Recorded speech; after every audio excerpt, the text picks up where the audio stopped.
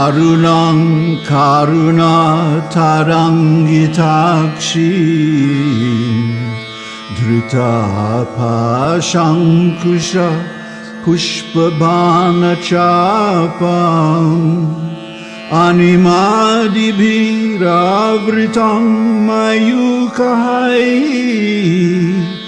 Rahamityeva vibhavaye bhavani.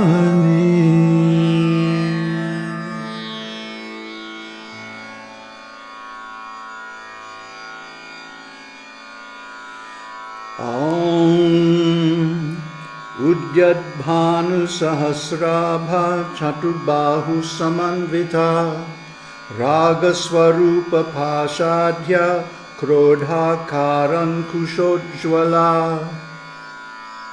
Om.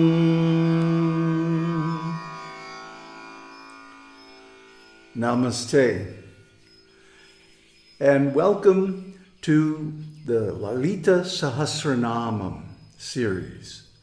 We're going to continue this series right where we left off some months ago. We got kind of sidetracked. But now we're going to continue steadily onward and go through these 1,000 names of Goddess Lalita. Now the shlokam in the introduction, which I attempted to sing according to the traditional melody, is called the dhyāna-śloka. Dhyāna, of course, means meditation.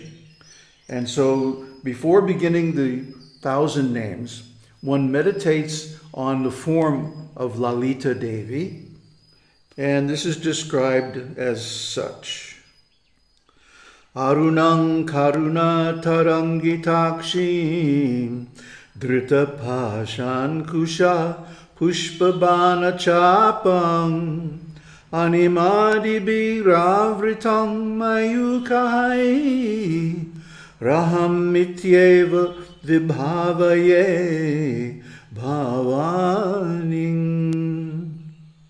I meditate on Bhavani, the supreme happiness, whose color is like the sun at dawn, that is red, and from whom rays of light are emanating. Her compassion for her devotees comes out of her eyes like the waves of the ocean. In this verse, she is described with 4 hands. In the rear hands, she has 2 weapons called pasham, with a rope like a lariat, and ankusha, a sharp-edged metal weapon normally used to control elephants. So in the front hands, she holds a bow made of sugarcane and arrows made of flowers. I meditate on her form called Bhavani, a state of supreme happiness with beams of light. So this form is her, I would say, manmata bhava form. She's in the form of Cupid, the transcendental attractor, who has weapons of arrows of flowers.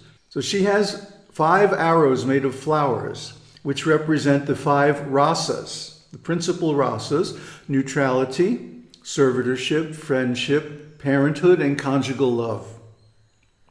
And she shoots these arrows on a bow made of sugarcane, a sugarcane stalk made into a bow, which means everything is very sweet. And then she has her noose, or pasho, it's called. It's like a lariat, you know, that cowboys use to lasso horses or cows.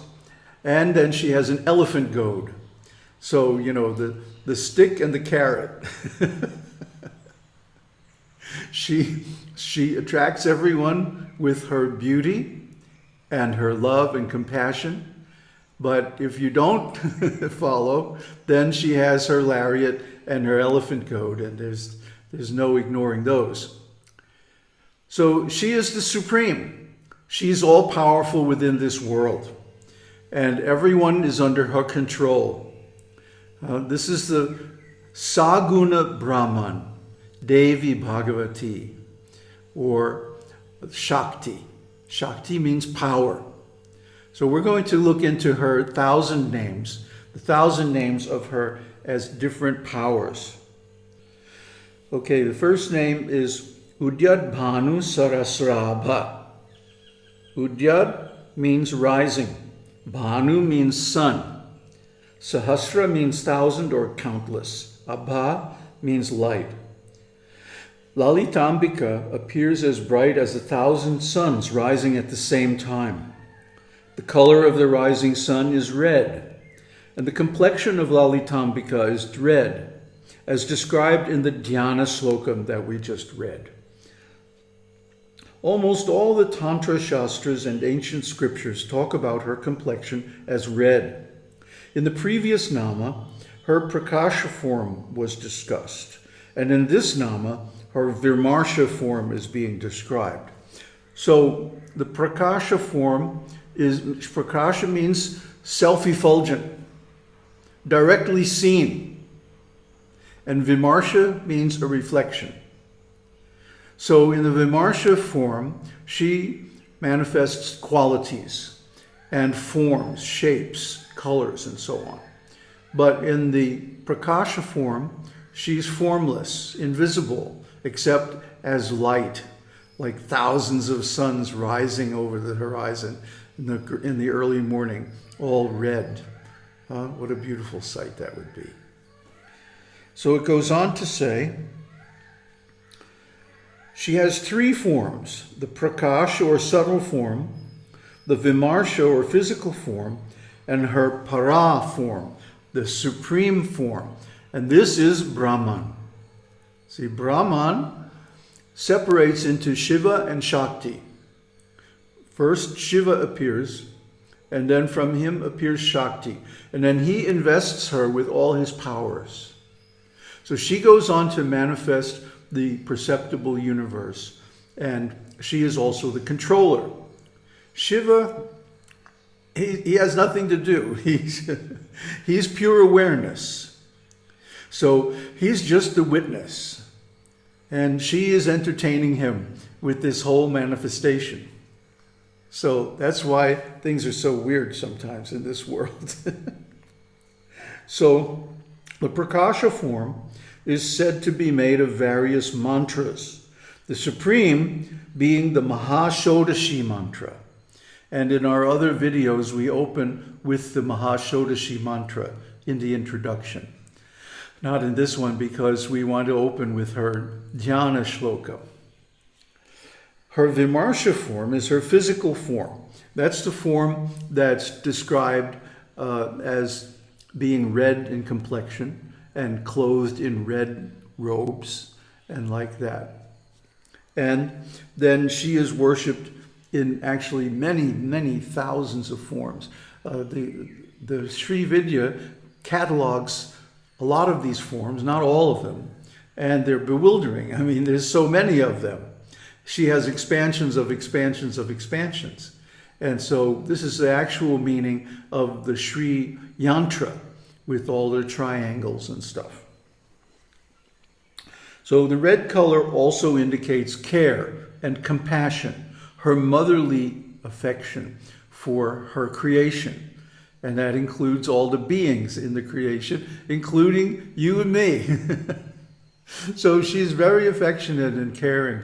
And as soon as you get in touch with her, you can feel this. I mean, it's really tangible. It's very amazing how much she directly, personally cares. Well, I'll give you an example. When we go to sleep at night, we breathe. Who is breathing? We're off in dreamland or in deep sleep, without any awareness of anything. So who is breathing? It's her. As Kundalini, the life force, she pervades the body. And she breathes even at night. Who is beating our hearts? Who is digesting our food? All these things are going on, whether we're awake or not. So this is only her. And she takes care of everyone as the Supreme Mother. So there's a verse in Bhagavad Gita 2:12. If hundreds of thousands of suns were to rise at once into the sky, Their radiance might resemble the effulgence of the Supreme Person in that universal form. So that's her. That's Shakti. And the next name is Chaturbahu-samanvita. She has 4 arms. And the next several namas are going to describe her form in detail. She has 4 arms and they hold these weapons. Raga Swarupa Pashadya. Raga means a desire or wish or an attachment to a certain emotion. Pasha is a type of rope, as we described, similar to a lariat used by cowboys to catch animals. So she pulls, she pulls her devotee toward her with this rope. Especially in the beginning when we're more or less like animals, foolish human beings. And she attracts us with her beauty, her compassion, the various blessings that she gives, because her worship is a very good way to become rich or powerful or famous or any of the opulences that we want. So she attracts stupid people with these opulences. But the intelligent people don't need this. Intelligent people understand her position as the Supreme Brahman, whether in form or formless, and they approach her with their own initiative. So she never allows her devotees to fall down. That's the beauty of worshiping her. The next one is Krodha Karan Kushojwala. She holds an elephant hook, an elephant goad, in her upper left arm. And the thing about this is krodha. It's anger. If she is angry at someone, then here comes the elephant goad, right in the butt, you know. And akara means knowledge. So those who have knowledge don't need the elephant goad. They worship her out of their own recognizance, out of their own intelligence. And they approach her with love and affection, not out of a feeling of duty or compulsion. See, that's the difference between, as we talked about, karma yoga and bhakti yoga. In karma yoga, one performs religious activities out of a sense of obligation or duty.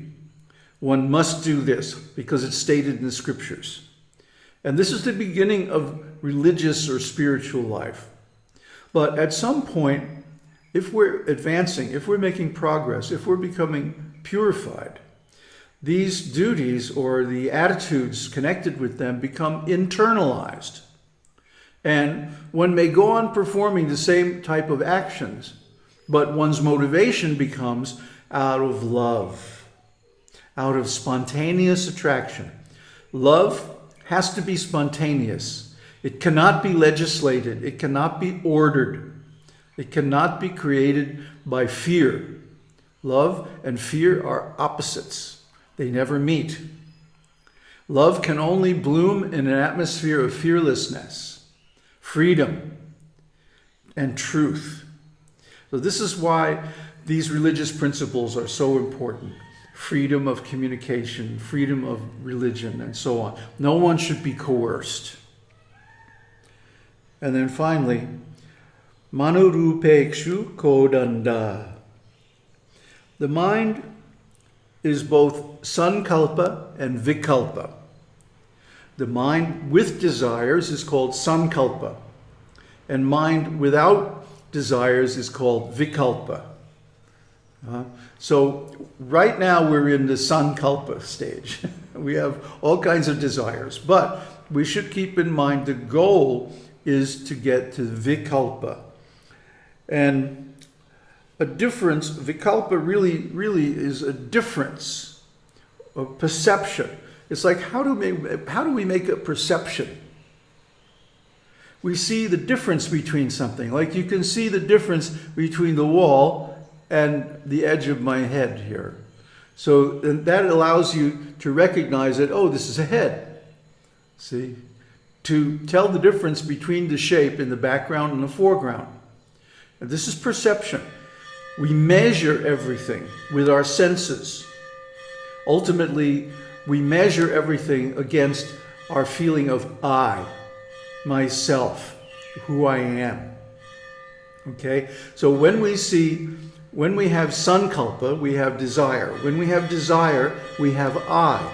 When we have I, we have vikalpa, which is measurement using differences, foreground and background, context and content, like that. And then ultimately, when we attain meditation, we come to the nirvikalpa.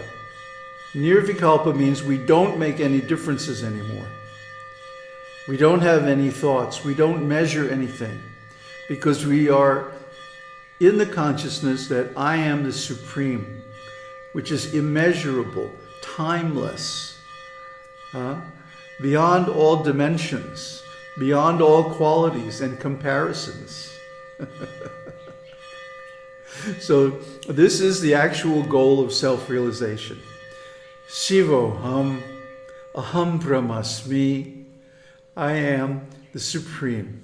I am the All. There is nothing but me. Aum Tat Sat. Aum Shakti Aum.